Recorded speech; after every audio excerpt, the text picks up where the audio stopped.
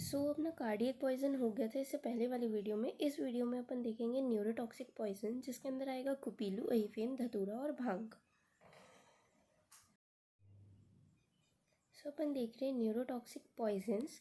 इसके अंदर अपने सिलेबस में है कुचला यानी कुपीलू, अहीफेन, धतूरा, भांग। कुचला कुचला का लैटिन नेम और फैमिली है स्ट्राइचनोस नक्स वोमिका और फैमिली है लोगेनिएसी। यहाँ इसके सिनोनिम्स दिए हुए हैं यानी कि पर्याय दिए हैं। विष्टुंतक, कुचला। अहीफेम की लैटिन नेम है पेपिवर सोमनीफेरम, फैमिली है पेपिवरेसी। धतूरा का लैटिन नेम है धतूरा मिटैल और इसकी फैमिली है सोलेनेसी। भांग का लैटिन नेम है कैनाबिस सटाइवा और इसकी फैमिली है कैनिबनेसी फैमिली। और यहाँ आप देख सकते हैं इसके सिनोनिम्स यानी कि पर्याय। So first of all we will discuss about कुचला यानी कुपीलू।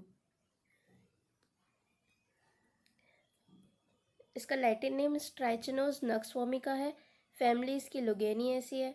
देख ही लिया, इसको पॉइजन नट ट्री भी कहते हैं या विस्टिनटुक भी कहते हैं। इसकी कैटेगरी अगर देखें तो ये एक न्यूरोटॉक्सिक स्पाइनल एक्साइटेंट पॉइजन है, यानी एक न्यूरोटॉक्सिक है ये। आयुर्वेद अनुसार देखें तो ये उपविष के अंदर आता है और ये स्थावर विष के अंतर्गत आता है। इसका रस पंचक अगर अपन देखें तो रस है इसका कटु तिक्त, गुण है रूक्ष तीक्ष्ण, वीर है उष्ण और विपाक है कटु। ये हुआ इसका रस पंचक। इसका फोटो देख लेते हैं। आइडेंटिफिकेशन, ये इसका पेड़ है बड़ा सा। इसके अंदर कुछ इस तरीके से ऑरेंजिश बॉल शेप के फ्रूट लगते हैं और इसके अंदर से ऐसी फ्लैट डिस्क शेप की सीड्स निकलती हैं। सीड्स डिस्क शेप की होती हैं, चपाती लाइक।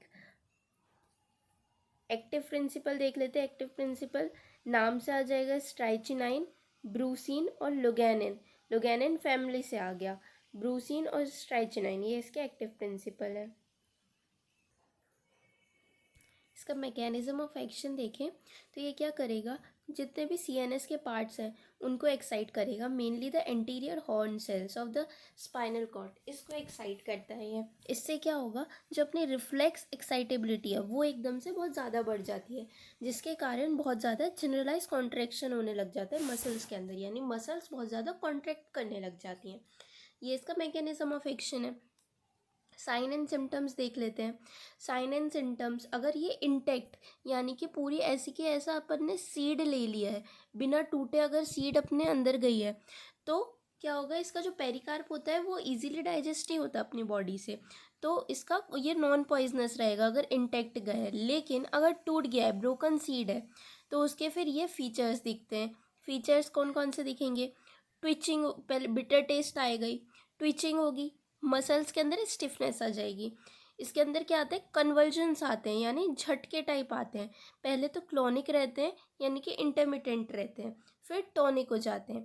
क्लोनिक यानी कि पहले आएंगे चले जाएंगे, आएंगे चले जाएंगे, लेकिन टोनिक मतलब क्या, सस्टेन्ड रहेंगे ये। बीच में अगर ज़रा सा भी उसको पेशेंट को कोई मूवमेंट फील हुआ, यानी कि हवा ज़रा सी चेंज हुई, नॉइज़ ज़रा सा चेंज हुआ, लाइट ज़रा सी चेंज हुई, तो इतने से में उसको कन्वल्जन आने लग जाएंगे, ये उसको स्टिमुलेट कर देगा। मसल्स क्या हो जाएंगी, उसकी रिजिड हो जाती है। मसल्स कैसी हो जाती है, रिजिड हो जाती हैं। रिजिड हो जाती है तो क्या होगा, बॉडी एक तरीके से आर्च जैसी बन जाती है। अब ये 3 तरह के हो सकते हैं, ऑफिस्थोटोनस, एम्फोथ्रोटोनस और प्लूरोस्थोटोनस पोजीशन। अगर ऊपर की तरफ कॉन्वेक्सिटी है तो ये कॉन्वेक्सिटी डाउन है, और अगर लेटरल है तो इसको अपन इस डायग्राम से समझ सकते हैं, कॉन्वेक्सिटी, लेटरल, ये 3 पोजीशन बॉडी गेन कर लेती है। अब क्या होगा, चेस्ट बिकम फिक्स्ड, चेस्ट की मसल भी रिजिड हो जाएंगी, तो क्या होगा, चेस्ट फिक्स हो जाएगा। फिक्स हो जाएगा तो वो सांस नहीं ले पाएगा, सांस नहीं ले पाएगा तो साइनसिस हो जाएगा। ब्लड स्टेन, फ्रॉथ भी निकलेगा, एकदम फ्रॉथ जो रहेगा ब्लड लिया हुआ रहेगा, नोज और माउथ से निकलेगा। जॉ मसल जो रहेंगी वो उसके अंदर भी स्पाज्म आएगा, वो भी एकदम फिक्स हो जाएगी, लॉक जॉ हो जाएगा। आईज एकदम प्रोमिनेंट हो जाएंगी, स्टेयरिंग एकदम घूरती हुई बाहर निकली हुई रहेंगी, डायलेटेड प्यूपल रहेगा। माइंड एकदम खाली हो जाएगा, पेनफुल डेथ या डेथ रहेगी, यानी कि दर्दनाक मौत रहेगी। हो सकता है उसको डेथ होते होते तक वो वॉमिटिंग ही करता रहे, वॉमिटिंग करते करते मरे, यानी पेनफुल डेथ होगी उसकी। तो ये हुए उसके साइन एंड सिम्टम्स। अब कॉज ऑफ डेथ, ऐसा क्या हो गया कि वो मर गया, तो ये या तो हो सकता है उसको मेडुलरी पैरालिसिस हो गया हो, या एस्फेक्सिया हो गया, उसकी चेस्ट की मसल काम नहीं कर रही थी ना, तो एस्फेक्सिया हो सकता है, या एग्जॉशन के कारण उसको इतनी पेनफुल डेथ हो रही है उसके कारण वो एग्जॉस्ट होके ही मर गया, ये हो सकता है।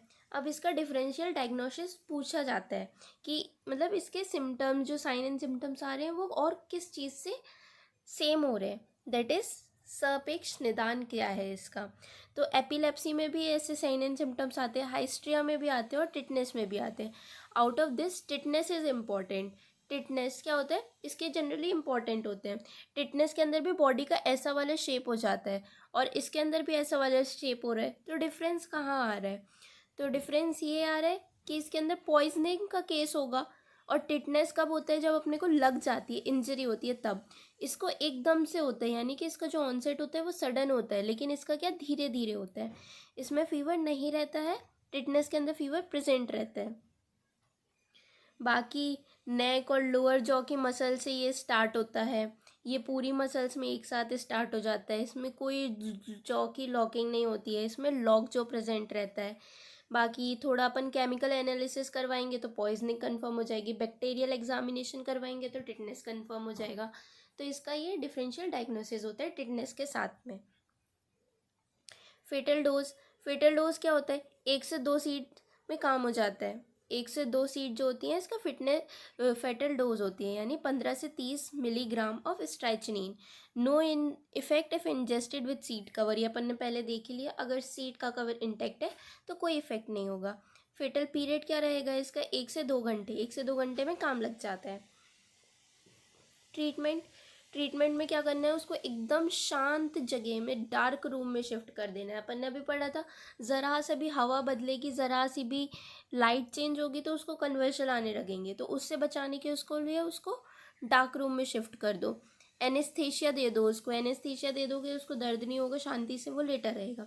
एंटीडोट, एंटीडोट क्या रहते हैं इसके, बारबिट्यूरेट्स रहते हैं। एंटीडोट क्या है इसके, बारबिट्यूरेट्स है। कौन सा, फिनोबार्बिटोन सोडियम 4, फिनोबार्बिटोन सोडियम 4, या फिर क्लोरल हाइड्रेट भी दे सकते हैं, क्लोरल हाइड्रेट भी दे सकते हैं, ये इसके एंटीडोट है। मसल रिलैक्सेंट दे दो, आर्टिफिशियल से रेस्पिरेशन करवा दो। बाकी और जो सिम्टम्स आ रहे हैं उसके अकॉर्डिंग ट्रीटमेंट, यानी सिम्टोमेटिक ट्रीटमेंट करवाओ। गैस्ट्रिक लेवाज करा सकते हैं टैनिक एसिड से। ये तो हो गए अपने मॉडर्न के ट्रीटमेंट। अब क्या हो गया, ये आयुर्वेद में क्या देने का बोला गया है, आयुर्वेद में बोला है हरीद की दे दो, या तो अहिफिन दे दो 2 ग्राम, या तो नारियल का तेल दे दो, नारियल का तेल दे दो, या गर्म पानी में शहद और घी मिला के पिला दो उसे। तो ये आयुर्वेद अनुसार ट्रीटमेंट है। पोस्टमार्टम अपीयरेंस क्या रहेगा, इसके अंदर एस्फेक्सिया के साइंस आ सकते हैं, एस्फेक्सियल डेथ के जितने भी फीचर्स होते हैं वो इसके अंदर मिल सकते हैं। इसमें क्या होता है, राइगर मोर्टिस जो होता है, राइगर मोर्टिस जो होता है वो जल्दी होता है, यानी पहला वाला जो, जैसी बॉडी मरती है तो पहले रिलैक्स होती है और फिर एकदम से उसकी मसल सारी कड़क होने लग जाती है, कॉन्ट्रैक्ट होती हैं। तो इसमें जो प्राइमरी रिलैक्सेशन रहता है वो गायब ही हो जाता है, सीधे राइगर मोर्टिस आते हैं, जल्दी आ जाता है। पीएम लिविडिटी भी जल्दी आ जाएगी। और प्यूट्रीफेक्शन इसका क्या होगा, लेट होगा, बॉडी लेट से सड़ेगी। मेडिको लीगल एस्पेक्ट क्या होता है, मोस्ट डेडली पॉइजन होता है ये। इसकी ये जनरली एक्सीडेंटल होते हैं, मतलब इतनी दर्द वाली मौत हो रही है तो कोई सुसाइड तो रेयर यूज़ करेगा इसको, सुसाइड के लिए तो रेयर यूज़ होगा, एक्सीडेंटल हो सकता है ये। एफ्रोडियासिक यूज़ होता है, कैटल एरो पॉइजन के लिए यूज़ होता है। अगर इसको बार बार लेते रहते हैं तो टॉलरेंस भी डेवलप हो जाती है। इसका मेटाबॉलिज्म लिवर में होता है, इसका elimination urea, saliva, sweat, milk, bile सारी जगह से होता है। ये क्यूमुलेटिव पॉइजन है, क्यूमुलेटिव पॉइजन यानी कि दूषी विष है ये। Can be detected even in a decompose body, body अगर डिकम्पोज हो गई तो भी मिलेगा। अब इसके फार्माकोलॉजिकल एक्शन भी होते हैं, मतलब ये अच्छा भी, अगर इसको लिमिट में यूज़ किया जाए तो अच्छा भी काम करती है ये। एंटी कैंसरस होती है, एनाल्जेसिक होती है, एंटी डायबिटिक होती है, जीआईटी प्रोटेक्टिव होती है, स्नेक वेनम के लिए एंटीडोट होती है। ये एमसीक्यू क्वेश्चन एक वाइवा में पूछा जाता है कि स्नेक वेनम में कौन सा वो यूज़ करते हैं, तो ये यूज़ कर सकते हैं स्नेक वेनम में। एंटी कन्वल्जेंट होती है, एंटी डायरियल होती है। इसके योग यानी इसको यूज़ करके कौन सी दवाइयाँ बनती हैं? अग्निटुंडी वटी बनती है, महाविषगर तेल बनता है, लक्ष्मी विलास रस बनता है, विष टेंटुक वटी बनती है। तो ये कुछ इसके फॉर्मुलेशंस हैं। तो by this we have completed our kuchla यानी कुपीलो, ट्राइचिनोज नक्स वोमिका, ये इसकी image. Next poison is ahiphen. Ahiphen Latin name is papaver somniferum, family is papaveraceae. इसको ओपियम, अफीम, अमल भी कहते हैं। पॉपी सीड्स, नागफेन, अफीम, खसफल, शीड़, ये इसके पर्याय हो गए। इसकी अगर अपन कैटेगरी देखिए तो ये न्यूरोटॉक्सिक सेरिब्रल सोमनीफेरस पॉइजनस के अंदर आता है। यानी एक न्यूरोटॉक्सिक है जो कि सेरिब्रल पे काम करता है, सोमनीफेरस पॉइजन होता है ये। सोमनीफेरम यानी कि ड्रीम। ओपियम मिलता कहाँ से? जो इसका अपने पास फ्रूट होता है, मतलब ये। इसके अंदर क्या करते हैं, 2 से 3 अपन कट लगाते हैं नुश्तार से। नुश्तार एक होता है नाइफ जैसा, उसे अपन 3-4 कट लगाते हैं और इससे जो ये मिल्क निकल रहा है इसको अपन कलेक्ट करते हैं, इसको सुखा लेते हैं, इससे ही बनता है ओपियम। ये opium is a dried juice obtain by the incision of unripe capsule, जिस नस्तार से लगाते हैं इसमें। और जब ये वाला जो फ्रूट रहता है ये जब पूरा पक जाता है, इसके अंदर उगती हैं बीजे। बीजे जिनको अपन बोलते हैं खसखस। खसखस खसखस पॉइजनस नहीं होता है। अब ओपियम की अपन देख लेते हैं रस पंचक। रस देखे तो ये तिक्त कषाय होता है, वीर्य उष्ण होता है, विपाक कटु होता है, ये प्रभाव से काम करता है। प्रभाव है इसका मादक, प्रभाव से काम करता है ये। इसके एक्टिव प्रिंसिपल देख लेते हैं। एक्टिव प्रिंसिपल के भी इसमें दो क्लासिफिकेशंस हो सकते हैं। एक जिनके नारकोटिक इफेक्ट रहेंगे और एक जिसके एनाल्जेसिक इफेक्ट रहेंगे। नारकोटिक इफेक्ट यानी कि नशे वाले, नशे में क्या आएगा, मॉर्फिन, कोडीन, थियाबीन। एनाल्जेसिक में क्या आएगा, पेपावेरिन आएगा, नारसीन आएगा। इसके अंदर से जो मॉर्फिन रहता है यानी कि दिस वन, ये सबसे ज़्यादा अमाउंट में प्रेजेंट रहता है। इसका मैकेनिज्म ऑफ एक्शन क्या है? जो ओपियम रहता है वो डिप्रेस करता है कॉर्टेक्स को, रेस्पिरेटरी सेंटर को और कफ सेंटर को, इन मेड्यूला। इन तीनों ही सेंटर को ये क्या करता है, डिप्रेस करता है। और स्टिमुलेट किसको करता है, वेगस को और वोमेटिक सेंटर, इनको इंड्यूस करता है। साइन एंड सिम्टम्स, अगर इसके अपन सीड्स वही खसखस के दाने जो आते हैं उनको खाएं तो वो नॉन पॉइजनस होती हैं। बाकी अगर ओपियम वगैरह लेंगे तो वो पॉइजनस इफ़ेक्ट शो करेगा, जो कि अपनी 3 स्टेजेस में शो करेगा ये इफ़ेक्ट। इसकी 3 स्टेजेस रहेंगी। 3 स्टेज कौन सी? पहली स्टेज रहेगी स्टेज ऑफ एक्साइटमेंट और यूफोर्बिया। दूसरी स्टेज रहेगी स्टेज ऑफ स्टूपर या फिर डिप्रेशन। तीसरी स्टेज रहेगी स्टेज ऑफ नार्कोसिस यानी कि कोमा। स्टेज ऑफ एक्साइटमेंट में क्या होगा, इंसान को लगेगा कि वो एकदम बहुत ठीक है, वेल बीइंग लगेगा उसको, उसकी मेंटल एक्टिविटी बढ़ जाएंगी, फ्लशिंग ऑफ फेस हो जाएगा, हेलुसिनेशन होने लग जाएगा उसको। ये स्टेज जो रहती है वो शॉर्ट लिव्ड रहती है, मतलब थोड़े टाइम के लिए रहती है। रेस्टलेसनेस भी होगी, पाल्पिटेशन भी होगा इस वाली स्टेज में, मतलब वो एकदम खुशी खुशी वाला जो स्टेज रहता है इसी स्टेज में होता है। इसके बाद अगली स्टेज आती है जिसमें उसको लगता है डिप्रेशन। अब इसमें होगा उसको headache, nausea, vomiting, giddiness, lethargy, drowsiness. इसमें कॉन्ट्रैक्टेड प्यूपिल हो जाएंगे, फेस जो है वो साइनोज्ड हो जाएगा, नीला पड़ने लगेगा और पूरी बॉडी में इचिंग होने लग जाएगी। ये सेकेंड स्टेज है, स्टेज ऑफ सुपर या फिर स्टूपर या फिर डिप्रेशन, कुछ भी कह सकते हैं। तीसरी स्टेज आती है नार्कोसिस यानी कि कोमा वाली, जिसमें बहुत ज़्यादा अगर उसने इनटेक कर लिया है तो इसमें डीप कोमा में चला जाता है, उसकी सारी मसल जो होती है रिलैक्स्ड हो जाती हैं। इसका ये एक इम्पॉर्टेंट फीचर रहता है, दैट इज़ पिन पॉइंटेड प्यूपिल हो जाता है इसका। पिन पॉइंटेड प्यूपिल यानी कॉन्ट्रैक्शन बहुत ज़्यादा हो जाता है, पिन पॉइंटेड हो जाता है। काइल स्ट्रोल ब्रीथिंग रहेगी इसकी, स्वेटिंग होगी, हाइपोथर्मिया हो जाएगा, साइनोसिस रहेगा, बाकी तो कॉमन कॉमन चीज़ें रहेंगी। कन्वल्जन आएंगे, यूरिनरी रिटेंशन रहेगा, मस्कुलर रिजिडिटी रहेगी। ये इसकी 3 स्टेजेस हो गई। इसके बाद diagnosis of opium poisoning. Diagnosis कैसे करेंगे? कोमा में चला जाएगा इंसान। उसकी क्या रहेगी, टिपिकल ओपियम की स्मेल रहेगी, जैसे कि रॉ फ्लैश स्मेल जो रहती है, फ्लैश जो होता है एकदम रॉ वाला, उसकी जैसी स्मेल रहती है वैसे ही ओपियम की स्मेल रहती है। साइनोसिस दिखेगा, फ्रॉथ दिखेगा। बाकी एक इम्पॉर्टेंट फीचर क्या है, pin point प्यूपिल, Kyle stroll breathing रहती है, पल्स कम रहता है, मॉइस्ट कोल्ड स्किन रहती है, हाइपोथर्मिया हो जाता है। तो ये इसके कैरेक्टरिस्टिक फीचर्स हैं जिसके थ्रू अपन डायग्नोसिस करते हैं ओपियम पॉइजनिंग का। इसके अंदर आता है ट्रायड। ट्रायड यानी कि कोमा मिलेगा, पिन पॉइंट प्यूपिल मिलेगा और डिप्रेस रेस्पिरेशन मिलेगा। यानी अगर ये तीन चीज़ें प्रेजेंट है तो डेफिनेटली ओपियम पॉइजनिंग है। इन तीन चीज़ों को क्या बोलते हैं, ट्रायड कहते हैं। Triad of opium poisoning, coma, pin point pupil, depress respiration. इसके बाद डिफरेंशियल डायग्नोसिस, ऐसा सेम चीज़ किस किस चीज़ों में होता है, यूरेमिया में होता है, डायबिटिक कोमा में होता है, एपिलेप्टिक कोमा में होता है, हिस्टेरिकल कोमा में होता है, सेरेब्रो वस्कुलर एक्सीडेंट में होता है, poisoning due to carbolic acid. Carbolic acid अपने सिलेबस में आएगा, कार्बोलिक एसिड का होता है तो भी सेम चीज़ें होती है, बारबिट्यूरेट्स एंड अल्कोहल की पॉइजनिंग में भी हो जाता है ये इसके सापेक्ष निदान है। केमिकल टेस्ट कौन सा लगाते हैं इसमें, मार्क्विस टेस्ट लगता है, मार्क्विस टेस्ट लगता है। वैसे तो सिर्फ नाम ही इम्पॉर्टेंट है, बाकी देख लो। H2SO4 और फॉर्मेलिन मिलाते हैं, पर्पल, देन वॉयलेट कलर मिलता है, देन फाइनली ब्लू कलर मिलता है। तो ये इसका केमिकल टेस्ट है, मार्क्विस टेस्ट।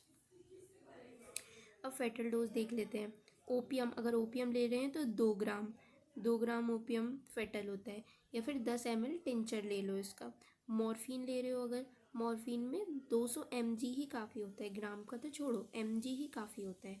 हीरोइन तो और कम, 50 मिलीग्राम में हो जाता है। कोडीन में 0.5 ग्राम यानी कि 50 ग्राम या फिर 500 मिलीग्राम। पिथिडीन ले रहे हैं तो 1 ग्राम में फेटल डोज हो जाएगा उसका। फेटल पीरियड क्या है, 6 से 12 घंटे। ट्रीटमेंट क्या करवाएंगे, गैस्ट्रिक लेवाज करवाएंगे। Even morphine injected is secreted in stomach. KMNO4 converts the morphine into oxymorphine, यानी अपने को गैस्ट्रिक लेवाज करवाना है क्योंकि जो भी मॉर्फिन अपन ने लिया है वो स्टमक में जाएगा और स्टमक में अपना KMNO4 भेज देंगे तो उससे गैस्ट्रिक लेवाज के थ्रू वो वॉश ऑफ हो जाएगा। तो गैस्ट्रिक लेवाज करवाना है, एनीमा देना है उसको और परगेटिव करवाना है। High tension oxygen and coramine as a cardio respiratory stimulant देना है। उसका जो कार्डियक है वो एकदम ठप ना हो जाए, इसलिए कार्डियो रेस्पिरेटरी स्टिमुलेंट देंगे। सिम्टोमेटिक ट्रीटमेंट करवाना है। इसका एंटीडोट क्या होता है, इसका एंटीडोट है नैलोक्सोन।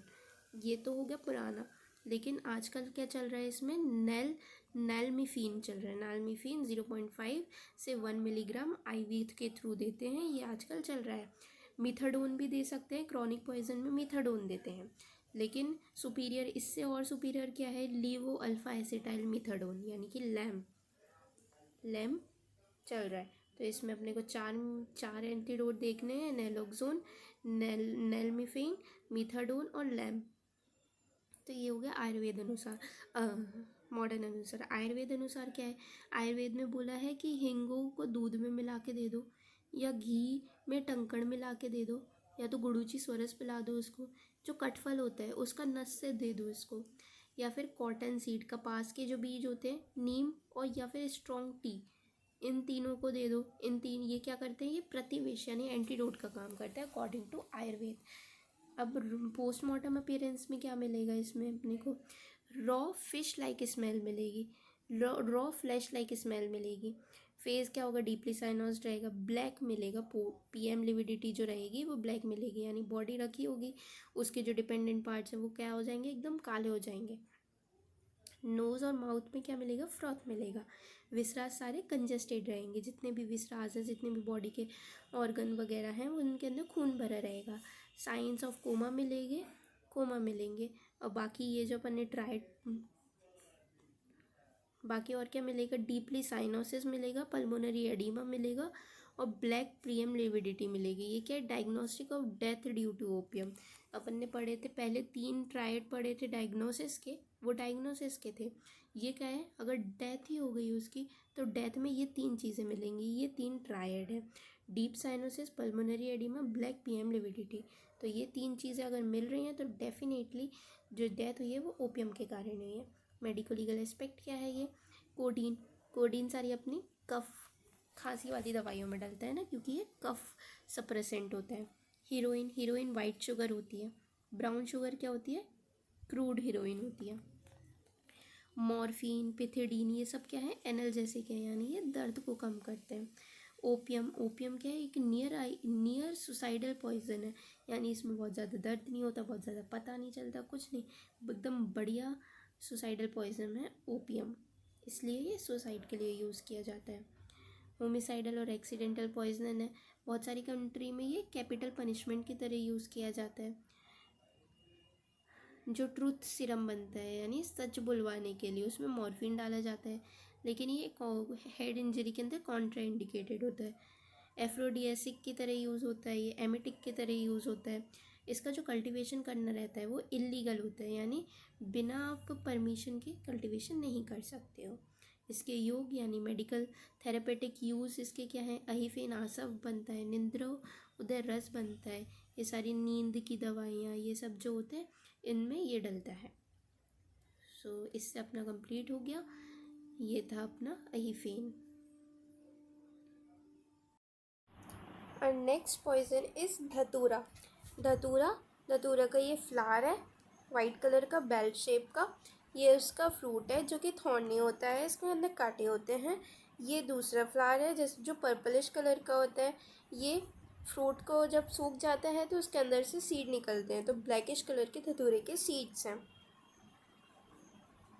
धतूरा का लैटिन नेम है धतूरा मिटाया, फैमिली है सोलेनेसी फैमिली। इसको थॉर्न्स एप्पल भी कहते हैं, डेविल्स वीड भी कहते हैं। ये एक न्यूरोटॉक्सिक सेरिब्रल डेलीरियंट पॉइजन होता है। इसकी कैटेगरी क्या है? ये एक उपविष है, न्यूरोटॉक्सिक है, सेरिब्रल है, डेलीरियंट पॉइजन है। डेलीरियंट यानी कि इसके अंदर क्या है? इसका कारण एक्यूट कन्फ्यूजनल इंसेनिटी आती है, यानी वो पागल हो जाता है और कन्फ्यूज हो जाता है, कॉन्शियसनेस नहीं रहती, उसको डिसोरिएंटेशन हो जाता है, इनकोऑर्डिनेशन रहता है, डिल्यूजन टाइप रहता है, इसलिए इसको डेलीरियंट कहते हैं। इसकी 2 वैरायटी होती है, एक तो वाइट फ्लावर वाला और एक ब्लैक या फिर डार्क पर्पल फ्लावर वाला। यहाँ पर ने देखा एक वाइट फ्लावर है, एक डार्क पर्पल कलर का फ्लावर है। तो ये इसकी 2 वैरायटी हैं। वाइट फ्लावर वाले को धतूरा एल्बा कहते हैं और ब्लैक वाले को धतूरा नाइगर कहते हैं। ये बेल शेप के फ्लावर होते हैं इसके all plants of the plants are poisonous, लेकिन जो इसके सीड्स होते हैं वो सबसे ज़्यादा पॉइजनस होती है। सीड्स एंड फ्रूट्स इसके सबसे ज़्यादा पॉइजनस होते हैं। धतूरा के सीड्स अपन ने देखे, ओडरलेस रहते हैं, ब्राउन ब्लैक कलर के रहते हैं, फ्लैट रहते हैं, किडनी शेप के रहते हैं। इसके जो धतूरा है वो एंटी फार्माकोलॉजिकल एक्शन देखे तो ये एंटी डायरियल होता है, एंटी डर्मेटोसिस होता है, नार्कोटिक्स होता है, एनाल्जेसिक होता है, सीएनएस डिप्रेसेंट होता है। इसका रस पंचक अगर देखें तो रस मधुर होता है मेन इसका, फिर कटु और कषाय रस भी होता है इसका, गुण तिक्त रूक्ष होता है, वीर्य उष्ण होता है, विपाक कटु होता है। तो ये इसका रस पंचक था। एक्टिव प्रिंसिपल अगर देखें तो धतूरे के नाम से ही आता है, धतूरीन, हायोसाइन, हायोसाइनामाइन एंड एट्रोपीन, ये धतूरे के अंदर रहते हैं। मैकेनिज्म ऑफ एक्शन देखें तो जो एसिटिल कोलिन रिसेप्टर होते हैं, यानी जो अपने न्यूरॉन्स होते हैं उस पर जो एसिटिल कोलिन रिसेप्टर्स होते हैं ये उसको ब्लॉक कर देगा। इससे क्या होगा? सिम्पैथेटोमेटिक और पैथोलाइटिक एक्शन होते हैं, एंटीकोलिनर्जिक एक्शंस होते हैं। साइन एंड सिम्टम्स क्या होते हैं? 30 मिनट के अंदर अपेयर हो जाते हैं। 30 मिनट के अंदर साइन एंड सिम्टम्स अपेयर हो जाते हैं। इसकी एक मेमोनिक्स टाइप की है जो कि काफ़ी फेमस है, जैसे कि बॉडी हो जाती है एकदम ड्राई एज बोन, मतलब जैसी हड्डी सूखी रहती है वैसी इसकी स्किन, म्यूकस वगैरह सब ड्राई हो जाती है। रेड एज बीट, यानी जो स्किन रहती है एकदम चुकंदर की तरह लाल हो जाती है। ब्लाइंड एज बेड जैसा अंधा होता है वैसी मिड्रियासिस और ब्लड विजन हो जाता है। हॉट एज हेयर, यानी हाइपरथर्मिया, उसका टेम्परेचर बढ़ जाता है। मैड एज वेट हैन, गीली मुर्गी की तरह पागल हो जाता है, डेलीरियम होता है। यानी कि dry as bone, red as beet, blind as bat, hot as hare, mad as wet hen. इसकी स्टेजेस देखें तो 2 स्टेजेस होती है। पहली स्टेज में इसको डेलीरियम होगा, डेलीरियम के अंदर ये 9D वाले सिम्टम्स आते हैं, यानी कि 9 ऐसे फीचर्स आते हैं जो डी से स्टार्ट होते हैं, और एंडिंग में इसमें स्टेज ऑफ कोमा आती है। 9D पूछा जाता है कि 9D किसके अंदर मिलता है, तो धतूरा के अंदर मिलता है 9D। 9D में क्या क्या आता है, dryness of mouth, dysphagia, dysuria, pupils dilation, disillumination of vision, dry skin, drunk, delirium, drowsiness, death, ये डी में होते हैं। इसको याद करने के लिए ऐसे याद कर सकते हैं कि जैसे ब्रेन से रिलेटेड कौन से 2D है, डेलीरियम और ड्राउजीनेस। ब्रेन के नीचे क्या आता है, आँखें, आँखों में क्या होगा, डायलेटेड प्यूपल रहेगा। आँखों के नीचे क्या आएगा, मुंह आएगा, मुंह से क्या हो गया, ड्राई माउथ रहेगा। और क्या रहेगा, डिजीनेस रहेगा। उसके नीचे और क्या आएगा, अपनी ड्राई स्किन आती है, मतलब और अपना जो एरिया रहेगा तो उसमें क्या हो गया, ड्राई स्किन हो गई। गले में क्या होगा, डिस्फेजिया होगा। और नीचे आएंगे तो डिस्यूरिया, ब्लेडर वाले एरिया में क्या हो गया, डिस्यूरिया हो गई। और फिर पूरा ही क्या हो जाएगा, डेथ हो जाएगी। तो इस तरीके से ये क्या हो गए अपने 9D, इसको इमेजिन करके याद कर सकते हैं। केमिकल टेस्ट क्या करते हैं, जो अपना स्टमक का कंटेंट है उसको निकाला अपन ने, वो किसकी आँख में डाला, रैबिट की आँखों में डाला। रैबिट की आँखों में डाला, अगर प्यूपिल उसकी डायलेट हो गई यानी धतूरा पॉइजनिंग है।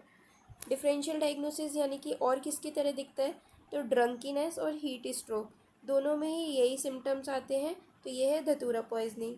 फेटल डोज क्या है इसका, 100 से 125 क्रश सीड्स, जो अपन ने सीड्स ब्लैक ब्लैक कलर की देखी थी, वो ऐसी 100 से 125 क्रश शीट्स इसकी फेटल डोज है। फेटल पीरियड 24 घंटे है। ट्रीटमेंट में स्टमक वॉश है इसका। एंटीडोड इंपॉर्टेंट है, एंटीडोड है पिक्लोकार्पिन 15 mg, या फिर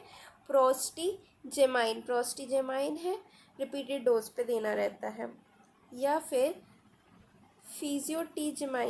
फिजियोटिजमाइन जो है ये इसका एंटीडोड है। इसके बाद आता है बारबिट्यूरेट्स भी दे सकते हैं, ईथर इनहेलेशन भी करवा सकते हैं, परगेटिव करवा सकते हैं, सिम्टोमेटिक ट्रीटमेंट करवा सकते हैं। ये हुए मॉडर्न के अकॉर्डिंग। आयुर्वेद के अकॉर्डिंग इसके एंटीडोड बोले गए हैं शर्करा प्लस गौ दुग्ध, यानी कि गाय का दुग्ध लो, उसमें शक्कर मिला के इसको पिलाओ। साथ में इसका एक प्रतिविष कहा गया है वृत्तांक यानी कि ब्रिंजल की जो पेड़ होता है उसकी पत्ती लो, उसका स्वरस निकालो और स्वरस पिलाओ, तो वो क्या है, धतूरा का एंटीडोड है। ये MCQ क्वेश्चन है और वाइवा में भी पूछा जाता है। पोस्टमार्टम अपीयरेंस क्या है, स्टमक के क्या हो जाएगा, कंजेशन हो जाएगा, यानी स्टमक और अदर विस्टास के अंदर खून भर जाएगा, कंजेशन हो जाएगा। मेडिको लीगल एस्पेक्ट क्या है, इसको रोड साइड पॉइजन कहा जाता है, क्योंकि रोड में हमेशा ये साइडों में मिल ही जाएगा। तो अगर किसी को ऐसी रात में चोरी करनी हो, रात वाली जैसे रेप वगैरह रॉबरी करनी हो, तो क्या करते हैं, इसी का यूज़ करते हैं, इसलिए इसको रोड साइड पॉइजन कहा जाता है। स्टूपिफाइंग डोज इसका 30 से 50 सीड होता है, यानी 30 से 50 सीड भी अगर इसको खा लेगा तो वो स्टूपिफाई हो जाएगा। सुसाइड और होमिसाइड के लिए भी इसका समटाइम्स यूज़ होता है। एक्सीडेंटल पॉइजनिंग कॉमन होती है। एफ्रोडियासिक होता है ये, और रेजिस्ट प्यूट्रीफेक्शन, यानी ये प्यूट्रीफाई नहीं होता। इसके योग क्या है, योग में आता है कनकासव, कनक सुंदर रस, उन्मादंकुश रस। तो ये हुआ अपना धतूरा। ड्रग इज भांग। भांग का लैटिन नेम है कैनबिस सटाइवा, और कैनबिस सटाइवा भी है, कैनबिस इंडिका भी कह सकते हैं। फैमिली है कैनिबिनेसी फैमिली। इसको इंडियन हेम्प भी कहते हैं। इसकी अगर अपन कैटेगरी देखें तो ये एक न्यूरोटॉक्सिक के अंदर आता है, सेरिब्रल डेलीरियंट पॉइजन के अंदर आता है। न्यूरोटॉक्सिक, सेरिब्रल डेलीरियंट पॉइजन आयुर्वेद अनुसार ये उपविष और मूल विष के अंतर्गत आता है। नॉर्मली जो कैनबिस की प्रिपरेशन है, यानी कि इसके फार्माकोलॉजिकल एक्शन बताए गए हैं। नॉर्मली इसको medicine, intoxicant, aphrodisiac, hypnotic, analgesic, इन सब के लिए यूज़ होता है। And to increase the duration of sexual act, इसके लिए यूज़ होता है। इसका एडिक्शन भी हो जाता है। इसको अमेरिका में मरीजुआना भी कहते हैं। इसके जो ऑल पार्ट्स होते हैं, वो सारे पार्ट्स जो होते हैं वो पॉइजनस होते हैं। फीमेल वाला जो होता है वो बड़ा होता है, पेड़ इसका बड़ा होता है। एक्टिव प्रिंसिपल देखिए, एक्टिव प्रिंसिपल में है ओलियोरेजिन जिसका नाम है टेट्राहाइड्रोकैनाबिनॉल यानी THC, ये इसका एक्टिव प्रिंसिपल है। इसका रस पंचक देखें तो इसका रस पंचक क्या है, रस है, तिक्त, वीर है, उष्ण, विपाक है, कटु। प्रभाव क्या है, प्रभाव से कार्य करता है, ये मादक है। रस तिक्त, उष्ण, कटु और प्रभाव है मादक। शोधन कैसे किया जाता है इसका, डोला यंत्र में क्या करेंगे, गौ दिग्ध से 1 प्रहर तक इसका स्वेदन करेंगे और फिर इसका गौ घृत में भर्जन कर देंगे, तो इससे क्या हो जाएगा, ये शुद्ध हो जाएगा। इसके बाद फिर आता है इसके पॉइजनस प्रिपरेशन, अलग अलग पॉइजनस प्रिपरेशन जैसे कि भांग हो गया, मजून हो गया, गांजा, चरस ये सब बनते हैं इससे। देन आता है साइन एंड सिम्टम्स। कैनबिस कहाँ से एब्जॉर्ब होता है, GIT और रेस्पिरेटरी ट्रैक से ये एब्जॉर्ब होता है। इसकी भी 2 स्टेजेस रहती है, स्टेज ऑफ एक्साइटमेंट और stage of narcosis. Stage of excitement में क्या होगा, पर्सन को अच्छा लगेगा, प्लीज रहेगा, वो चेयरफुल रहेगा, बढ़िया से बातें करेगा, अच्छे से चलेगा, एपेटाइट उसकी बढ़ जाएगी। जो हायर सेंटर्स हैं वो डिप्रेस हो जाएंगे, उसको टाइम का पता नहीं चलेगा, जगह का पता नहीं चलेगा, हेलुसिनेशन हो जाएगा उसको। स्मेल लाइक अ बर्नट रोप, उसके अंदर से स्मेल आएगी बर्नट रोप की, ये एक स्पेसिफिक फीचर है। स्मेल लाइक अ बर्नट रोप ये एक स्पेसिफिक फीचर है। इसके बाद आता है stage of narcosis. Stage of narcosis में क्या आएगा, अब उसके दिमाग में चढ़ेगा तो क्या होगा, गिडीनेस होगा, कन्फ्यूजन होगा, ड्राउजीनेस आएगी, प्यूपिल डायलेट कर जाएंगे, टिंगलिंग एंड नमनेस सेंसेशन होगी, इसके अंदर एनेस्थेशिया टाइप लगेगा, कोमा हो जाएगा उसको। क्रॉनिक पॉइजन, अगर बहुत लंबे टाइम से अगर पॉइजनिंग हो रही है तो क्या होगा, उसको एनोक्सिया होगा, जनरल वीकनेस रहेगी, इमेसिएशन रहेगा, सेक्सुअल जो एक पावर है वो कम हो जाएगी, मॉरल एंड मेंटल डिटेरियोरेशन हो जाएगा, इंसेन हो जाएगा वो इंसान, और कभी कभी क्रिमिनल भी बन जाता है वो। फेटल डोज अगर अपन देखें इसका तो चरस का कितना है, 2 ग्राम पर केजी है चरस का। गांजे का क्या है, 8 ग्राम्स पर केजी। भांग का क्या है, 10 ग्राम्स पर केजी। और कैनाबिनॉल ले रहे हो तो 30 mg पर केजी फेटल डोज है। इससे डेथ तो रेयर ही होती है, मतलब इसके कारण डेथ नहीं होती है। फेटल पीरियड क्या है, 12 से 24 घंटे इसका फेटल पीरियड है। ट्रीटमेंट, स्टमक वॉश करवा दो, सिम्प्टोमेटिक ट्रीटमेंट दे दो, उसको एमिटिक्स दे दो यानी इंड्यूस करवा दो वॉमिटिंग, या तो सर पे ठंडा पानी डाल दो, cold water irrigation on head, strong T या कॉफ़ी दे देते हैं इंजेक्शन के लिए, स्ट्राइचिनिन या फिर आर्टिफिशियल रेस्पिरेशन दे दो, सबको पता है, ये तो कॉमन है ना। उसके बाद फिर आयुर्वेद में क्या बोलते हैं, खट्टी चीज़ें पिलाने का बोलते हैं ना, जैसे इमली खिलाओ उसको, या फिर कोई भी अम्ल द्रव दो यानी खट्टी चीज़ पिला दो, छाछ पिला दो, तो इससे उतर जाता है। पोस्टमार्टम अपीयरेंस क्या रहेगा, जो एस्फेक्सिया में मिलता है वही पोस्टमार्टम इसमें भी मिलेगा। मेडिको लीगल एस्पेक्ट क्या है इसका, ये ड्रग ऑफ एडिक्शन है, यानी इसकी लत लग जाती है। ये स्टूपिफाइंग पॉइजन की तरह एक्ट करता है। एक्सीडेंटल पॉइजनिंग कॉमन है इसके अंदर, इसको क्या साधु और पुजारी बहुत ज़्यादा कॉमनली यूज़ करते हैं। वैसे तो इंडिया में ये बैन है, लेकिन वाराणसी में ये लीगल है। इसमें क्या होगा, रनिंग अमोक। अब रनिंग अमोक क्या होता है, रनिंग अमोक होता है कि जैसे किसी इंसान ने इसका इंटेक किया उसके अंदर क्या हुई, क्रिमिनल टेंडेंसी बढ़ी। क्रिमिनल टेंडेंसी बढ़ने के कारण उसने क्या किया, एक पर्सन को मार दिया, एक पर्सन को मारा, अब वो वहाँ से भागा, और जो उसको लोग मिलते गए वो मारते जाते मतलब उसको समझ ही नहीं आता है वो क्या कर रहा है। और फिर हो सकता है वो खुद को ही सुसाइड कर ले, या तो सुसाइड कर ले या पुलिस को सरेंडर कर दे, तो इसको कहते हैं रनिंग अमोक। इसके योग क्या है, विजयावटी है, त्रिलोक विजयवटी है। तो इस तरीके से अपना हो गया ये भी कैनबिस सटाइवा या इंडिका खत्म, भांग।